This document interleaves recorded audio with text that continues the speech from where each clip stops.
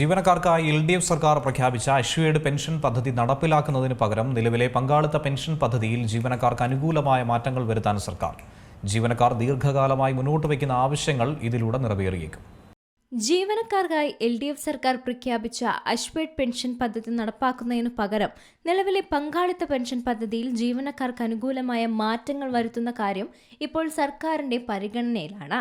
ജനുവരിയിൽ മന്ത്രി KN ബാലഗോപാൽ അവതരിപ്പിച്ച ബജറ്റിൽ അഷ്വേർഡ് പെൻഷൻ പദ്ധതി പ്രഖ്യാപിക്കുകയും ഇത് നടപ്പാക്കി തിരഞ്ഞെടുപ്പിന് മുമ്പ് ഉത്തരവിറക്കുകയും ചെയ്തിരുന്നുവെങ്കിലും തുടർ നടപടികൾ സ്വീകരിക്കാത്തതിനാൽ പദ്ധതി പ്രാബല്യത്തിലായിട്ടില്ല.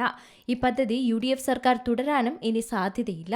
പകരം പങ്കാളിത്ത പെൻഷൻ ഫണ്ടിലേക്കുള്ള പ്രതിമാസ സർക്കാർ വിഹിതം അടിസ്ഥാന ശമ്പളത്തിന്റെ 10% നിന്ന് 14% വർദ്ധിപ്പിക്കണമെന്ന ശുപാർശയാണ് സർക്കാരിന്റെ മുന്നിലുള്ളത്.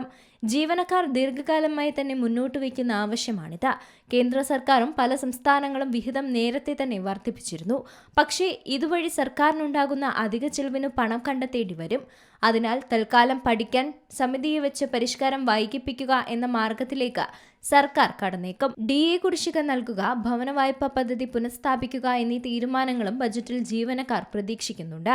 ബജറ്റിൽ ജീവനക്കാർക്കുള്ള വിസ്മയമുണ്ടാകുമെന്നും മെഡിസെപ്പ് പദ്ധതി നിയമവശം പരിശോധിച്ച ശേഷം പരിഷ്കരിക്കാൻ ശ്രമിക്കുമെന്നും മുഖ്യമന്ത്രി VD സതീശൻ ഈയിടെ അറിയിച്ചിരുന്നു. കഴിഞ്ഞ സർക്കാർ അവസാന കാലത്ത് നിയമിച്ച 12ാം ശമ്പള പരിഷ്കരണ കമ്മീഷന്റെ കാലാവധി കഴിഞ്ഞ മാസം അവസാനിച്ചിരുന്നു. 3 മാസത്തിനിടെ കാര്യമായ പ്രവർത്തനം നടന്നിട്ടുമില്ല. കാലാവധി നീട്ടണമെന്ന കമ്മീഷൻ ആവശ്യപ്പെട്ടുവെങ്കിലും സർക്കാർ തീരുമാനമെടുത്തിട്ടില്ല. LDF സർക്കാർ നിയമിച്ച കമ്മീഷനുമായി മുന്നോട്ടു പോകാൻ UDF സർക്കാരിന് താൽപ്പര്യമില്ലാത്തതിനാൽ നിലവിലെ ചെയർമാൻ ഡോക്ടർ PV ജോയിയെ നിലനിർത്തി 2 അംഗങ്ങളെയും മാറ്റാൻ ധനവകുപ്പ് ആലോചിക്കുകയാണ്. News desk C Malayalam news. ഏറ്റവും പുതിയ വാർത്തകളും വിശേഷങ്ങളും വിരൽത്തുമ്പിലറിയാൻ സി മലയാളം ന്യൂസ് എല്ലാ ഡിജിറ്റൽ പ്ലാറ്റ്ഫോമുകളിലും ലഭ്യം.